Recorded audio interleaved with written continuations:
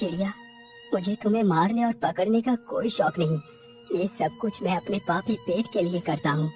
यदि मैं ये कार्य नहीं करूँगा तो खाऊंगा क्या? शिकारी की यह बात सुन चिड़िया उसकी मजबूरी को समझ जाती है। हे शिकारी, तुम मुझे मत बेचो, तुम मेरा इलाज कर अपने साथ रखो, मैं तुम्हारी किस्मत को बदल दूंगी। ठीक है चिड़िया, मैं तुम्हें नहीं बेचूंगा, लेकिन क्या सच में तुम मेरी किस्मत को बदल सकती हो? हाँ शिकारी, मैं एकदम उचित कह रही हूँ, मेरी बात का विश्वास करो। ठीक है चिड़िया, तो फिर चलो मेरे साथ मेरे घर। फिर शिकारी उस चिड़िया को भी अपने साथ लेकर चला जाता है।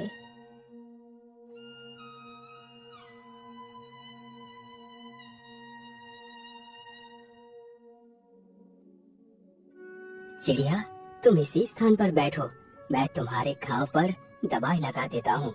इतना बोलकर शिकारी चिड़िया को वहीं पर बैठा कर दवाई लेने जाता है।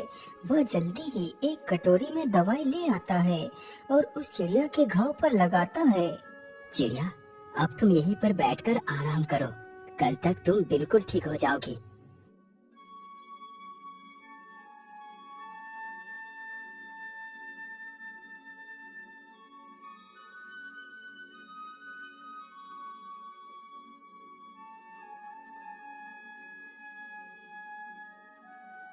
अरे वाह चिड़िया, तुम तो एकदम ठीक हो गई।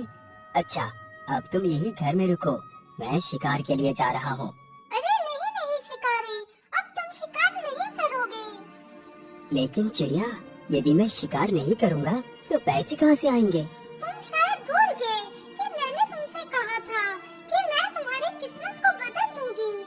हाँ हाँ, मुझे याद है, लेकिन तुम करोगी क्या?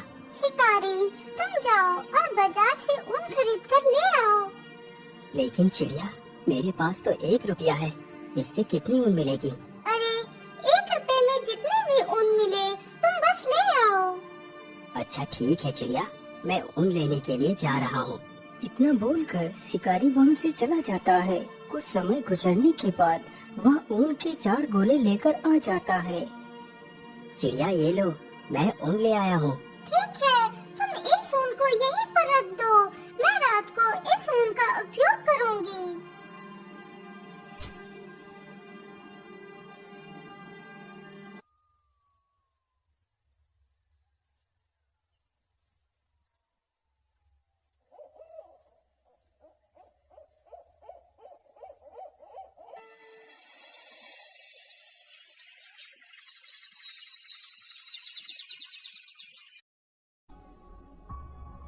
अगले ही दिन शिकारी जैसे ही सोकर उठता है तो वह देखता है कि सामने टेबल पर एक बहुत ही सुंदर शाही सूट रखा हुआ है। अरे, ये इतना सुंदर शाही सूट किसका हो सकता है, जबकि यहाँ तो कोई नहीं।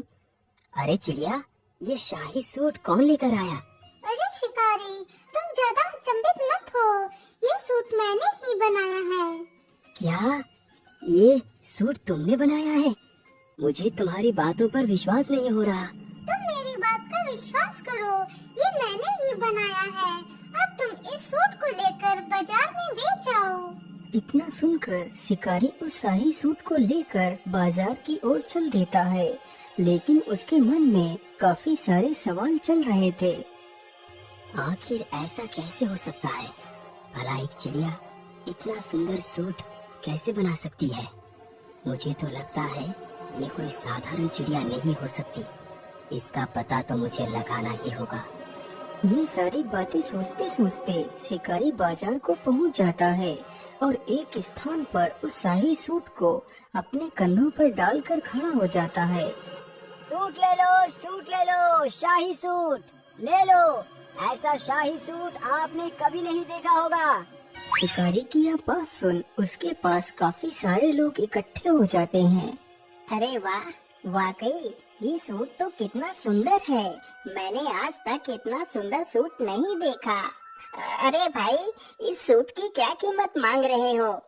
अरे भाई, ये सूट 20 मोहरों का है। अरे भैया, मैं 20 मोहरे तो नहीं दे पाऊंगा, लेकिन हाँ, इसके लिए मैं 5 मोहरे अवश्य दे सकता हूँ। तभी वहाँ पर राजा का मंत्री आ जाता है। अरे वाह, यह शाही सूट तो कितना आकर्षक है। मैंने आज तक ऐसा शाही सूट नहीं देखा। यदि मैं ये सूट राजा को दूंगा तो राजा बहुत प्रसन्न होंगे। अरे भाई, तुम इस सूट की क्या कीमत मांग रहे हो? भैया, इस सूट की कीमत मैंने 20 मोहरे रखी है। ठीक है, ये लो 20 मोहरे और ये सूट मुझे दे दो। शिकारी जल्दी ही उन 20 मोहरों को लेकर उस शाही सूट को उसे दे देता है। अरे वाह, एक सूट तो 20 मोहरे का बिका।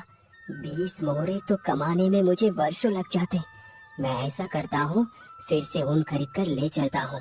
आज तो मैं पता लगा कर ही रहूंगा इस चिड़िया का सच क्या है। अरे चिड़िया, तुमने तो कमाल ही कर दिया। तुम्हारे द्वारा बनाया गया सूट 20 मोहरों में बिका है। मैं और भी ऊन खरीद कर लाया हूँ। जैसे ही आधी रात गुजरती है तो वह शिकारी झूठ मूठ सोने का नाटक करता है। उधर वह कबूतरी भी शिकारी के सोने की प्रतीक्षा कर रही थी। मुझे लगता है शिकारी अब सो चुका है। चलो अब मैं अपने वास्तविक रूप में आ जाती हूँ। इतना बोलकर कबूतरी एक सुंदर राजकुमारी का वेश धारण कर लेती है और चुपचाप उस ऊन के वस्त्र बनाने लगती है। यह सारा दृश्य सत्या चुपचाप फटी आंखों से देख रहा था।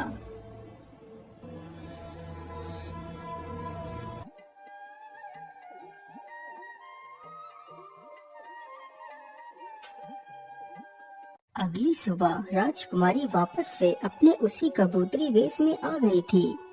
अरे वाह कबूतरी, आज तो तुमने और भी ज्यादा सुंदर वस्त्र बनाए हैं।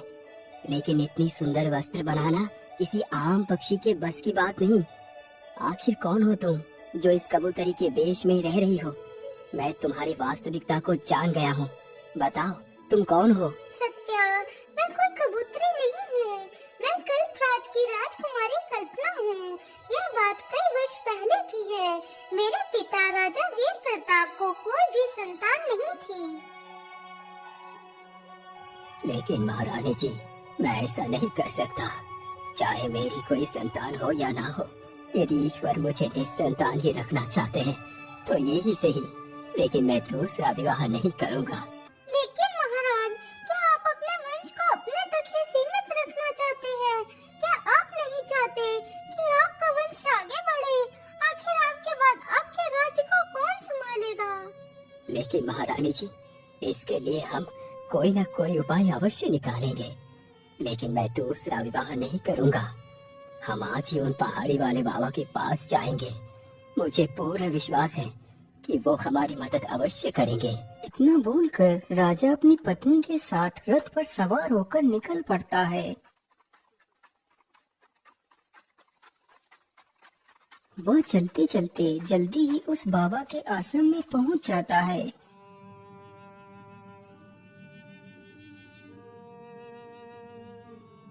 बाबा, मैं बड़े ही विचित्र संकट में आकर फंस गया हूँ। समझ नहीं आ रहा क्या करूँ और क्या ना करूँ। महाराज, मैं आपकी चिंता के विषय को भली भांति समझता हूँ। बाबा, यदि आप सब कुछ जानते हैं तो फिर बताइए, क्या मैं इसी प्रकार जीवन भर निसंतान रहूंगा? क्या मेरे भाग्य में कोई संतान नहीं है? महाराज, आप घबराइए नहीं। आपके भाग्य में संतान का सुख अवश्य लिखा है। लेकिन एक समस्या है। समस्या? लेकिन कैसी समस्या मुनिवर? आप मुझे उस समस्या को स्पष्ट रूप में बताइए। महाराज, तुम्हें एक पुत्री की प्राप्ति होगी, लेकिन तुम्हारी पुत्री जब तक पूरे 15 वर्ष की नहीं हो जाएगी तब तक अपने कदमों को जमीन पर नहीं रखेगी।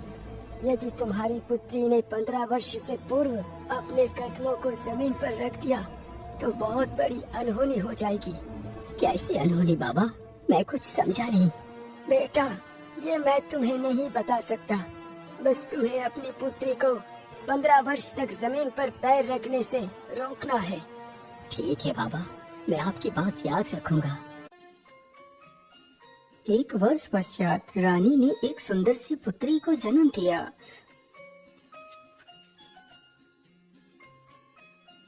मंत्री जी, जाओ और पूरे राज्य में धन दौलत बांटो।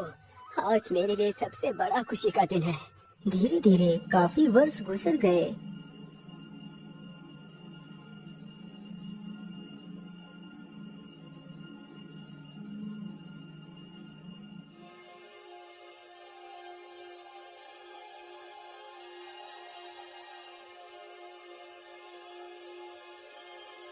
महारानी जी, आज की रात गुजरने के बाद मेरी पुत्री पूरी 15 वर्ष की हो जाएगी।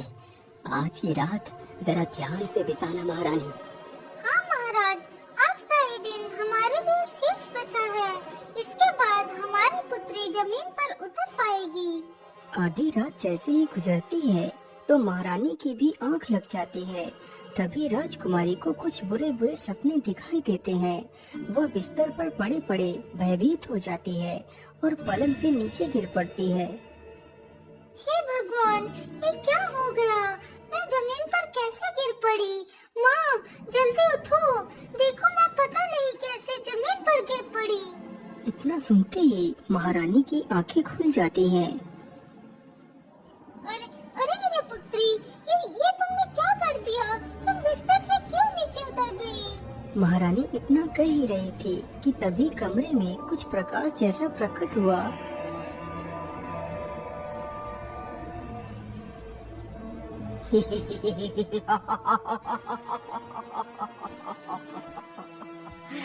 महारानी जी, मैं भूखा हूँ, मुझे मांस खिलाओ, नहीं तो मैं तुम्हारी बेटी को खा जाऊंगा।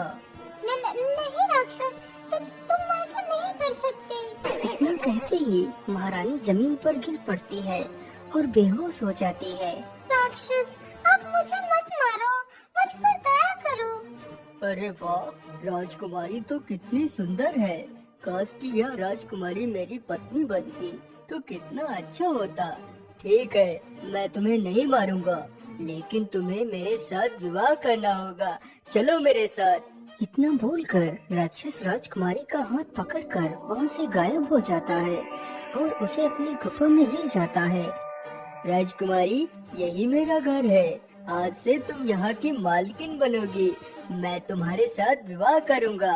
नहीं राक्षस, मैं एक इंसान हूँ और तुम तो एक दैत्य हो, वरना मैं तुम्हारे साथ विवाह कैसे कर सकती हूँ? मुझे जाने दो। नहीं राजकुमारी, तुम्हें यदि जीवित रहना है तो तुम्हें मेरे साथ विवाह करना ही पड़ेगा। अच्छा, अब मैं अपने रिश्तेदारों को न्योता देने के लिए जा रहा हूँ, तुम यहीं पर रुकना। लेकिन हाँ, यदि मैं तुम्हें यहाँ छोड़कर चला गया तो तुम यहाँ से कहीं भी भागकर जा सकती हो। इसलिए मैं तुम्हें एक पंछी बनाकर पिंजरे में बंद कर देता हूँ। फिर राक्षस राजकुमारी को एक कबूतरी बनाकर पिंजरे में बंद कर देता है और वहाँ से चला जाता है। हे भगवान, अब मैं क्या करूँ? यहाँ से कैसे निकलूँ? मैं इस पिंजरे को खोलने की कोशिश करती हूँ, हो सकता है पिंजरा खुल जाए। कबूतरी पिंजरे को खोलने का प्रयास करती है।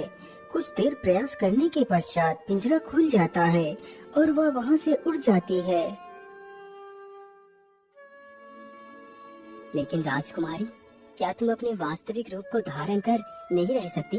शिकारी भाई, मैं अपने वास्तविक रूप में सिर्फ कुछ क्षण के लिए ही रह सकती हूँ। एक दिन में सिर्फ एक बार ही मैं अपना वास्तविक रूप ले सकती हूँ, वो भी रात के 12 बजे के बाद। क्या तुम श्राप से मुक्त नहीं हो सकती? इसका जवाब तो पहाड़ी वाले बाबा ही दे सकते हैं। तो फिर ठीक है राजकुमारी, चलो मेरे साथ पहाड़ी वाले बाबा के पास, मैं तुम्हारी रक्षा करूँगा। इतना बोलकर वह दोनों बाबा से मिलने के लिए निकल पड़ते हैं।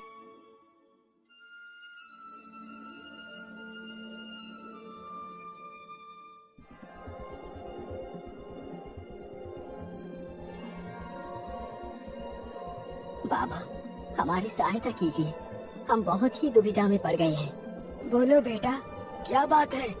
तुम इतना परेशानी में क्यों दिखाई पड़ रहे हो? कबूतरी सारी कहानी बाबा को सुनाती है। पुत्री, तुम घबराओ मत, सब कुछ ठीक हो जाएगा। जो मैं कहता हूँ उसे ध्यान से सुनो। हाँ हाँ, बोलिए बाबा, आप क्या कहना चाहते हैं? मैं राजकुमारी की सहायता करूँगा। राजकुमारी, तुम्हें अपने वास्तविक रूप को प्राप्त करने के लिए उस नदी में स्नान करना होगा, तभी तुम अपने पिछले जन्म के श्राप से मुक्त हो पाओगी। आज अमावस्या है, तुम्हें उस नदी में रात 12 बजे स्नान करना है। सत्या, तुम भी राजकुमारी के रक्षण के लिए साथ ही जाओगे। राजकुमारी, अब वो समय आ चुका है। सत्य, तुम जल्दी से राजकुमारी को नदी पर लेकर जाओ। बाबा की यह बात सुनकर शिकारी राजकुमारी के साथ नदी के लिए निकल पड़ता है। वह दोनों जल्दी ही नदी पर पहुंच जाते हैं। सत्या, तुम यहीं पर रुको, मैं अभी नदी से स्नान करके आती हूँ। ठीक है राजकुमारी, तुम जाओ, मैं यहीं पर तुम्हारी प्रतीक्षा करता हूँ। इतना सुनकर कबूतरी जैसे ही नदी में स्नान करने के लिए आगे बढ़ती है।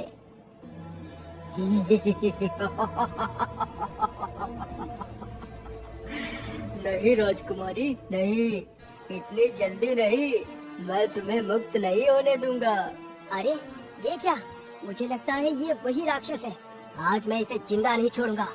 शिकारी तुरंत ही मसाल लेकर उसकी तरफ बढ़ता है। अरे बाप रे बाप, इतनी जोर से किसने मारा मुझे? किसकी मौत खींच कर यहाँ ले आई है? अरे दुष्ट राक्षस, मैंने ही तुझे मारा है। हिम्मत है तो मुझे मार के दिखा। अच्छा, ऐसी बात है तो पहले तू ही मरने के लिए तैयार हो जा। इतना कहकर राक्षस शिकारी को ही पकड़ लेता है। छोड़ दुष्ट राक्षस, आज मैं तुझे जिंदा नहीं छोड़ूंगा। तभी कबूतरी चुपके से नदी में डुबकी लगा जाती है।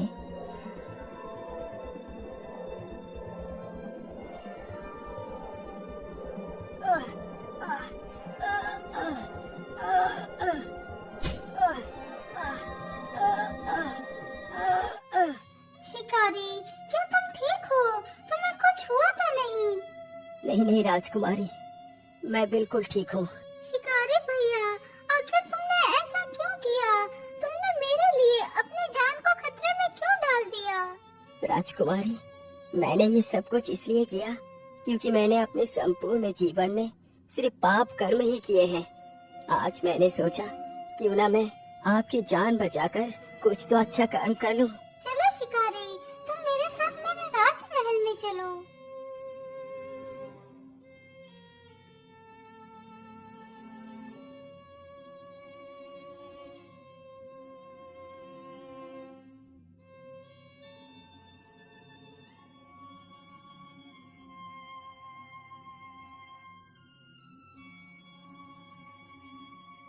सत्या, आज तुमने मेरी पुत्री की जान बचाकर मुझ पर बहुत बड़ा उपकार किया है।